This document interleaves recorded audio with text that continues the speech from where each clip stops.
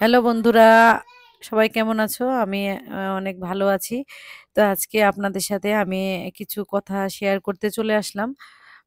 তো এই তো আমরা কিন্তু বাসায় নেই। আমি একটু বাইরে এসেছি, রেস্টুরেন্টে এসেছি এবং কি জন্য এসেছি সেটাই আজকে আপনাদের সাথে শেয়ার করব।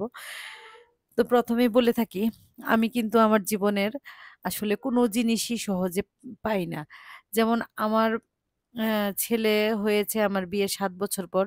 অনেক কাঠখড় পুড়িয়ে, অনেক ডাক্তার, অনেক কিছু করে ইন্ডিয়াতে ট্রিটমেন্ট করার পর আমার ছেলে হয়েছে। ঠিক এমন অনেক কিছু আছে সবগুলো আসলে সোশ্যাল মিডিয়াতে বলা যায় না।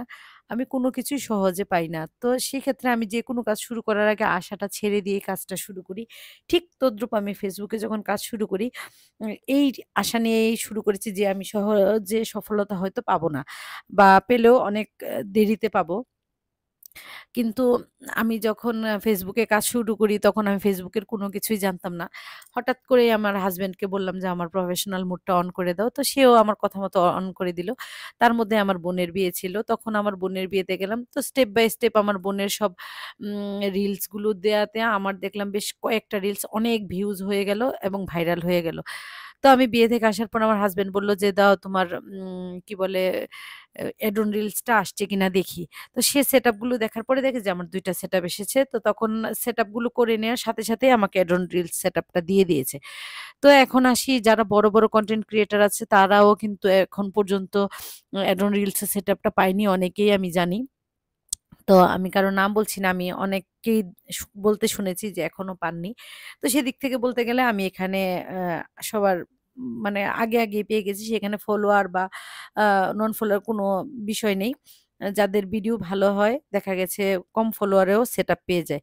ঠিক তেমনি কনটেন্ট মনিটাইজেশন এখন এটা নতুন একটা সেটআপ এসেছে। আমরা সবাই জানি এটা খুব আ একটা ভালো সেটআপ এবং অনেকেই বলে থাকেন এটা সোনার হরিণ। কারণ এটা থেকেই সব ধরনের আর্নিং হয়। যেমন ছবি থেকে, টেক্সট থেকে, বড় লং ভিডিও থেকে, শর্ট ভিডিও থেকে সব ধরনের এখানে ইনকামটা দেয়। তো আমি তো কখনো ভাবিনি যে আমি পাবো। আর সবাই বলছে ২০২৫ এর আগে কেউ পাবে না। বিশেষ করে বাংলাদেশের সেটআপটা খুব কম পাচ্ছিল সবাই। তো এই আরকি এবং সবার ভালোবাসায় আমি কিন্তু গতকালকে সেটআপটা পেয়ে গেছি। তো এই খুশিতে আমরা চলে আসলাম একটু খেতে।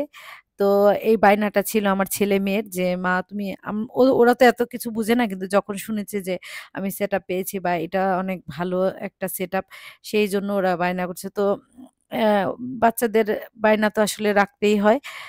আর কি করব? যাই হোক যে কথা সেই কাজ আমরা এসে কিছু একটু খেয়ে নিলাম। আমরা ডিনার করেছি আরকি। তো আপনাদের সাথে সেটা একটু শেয়ার করলাম। তো সবাই আমার জন্য একটু আশীর্বাদ করবেন। আমি যেন এভাবেই এগিয়ে যেতে পারি। আর আপনাদের ভালোবাসা সবসময় যেন আমার সাথে থাকে। ভালো থাকবেন, সুস্থ থাকবেন। ভিডিওটা আজকে এই পর্যন্তই। টাটা।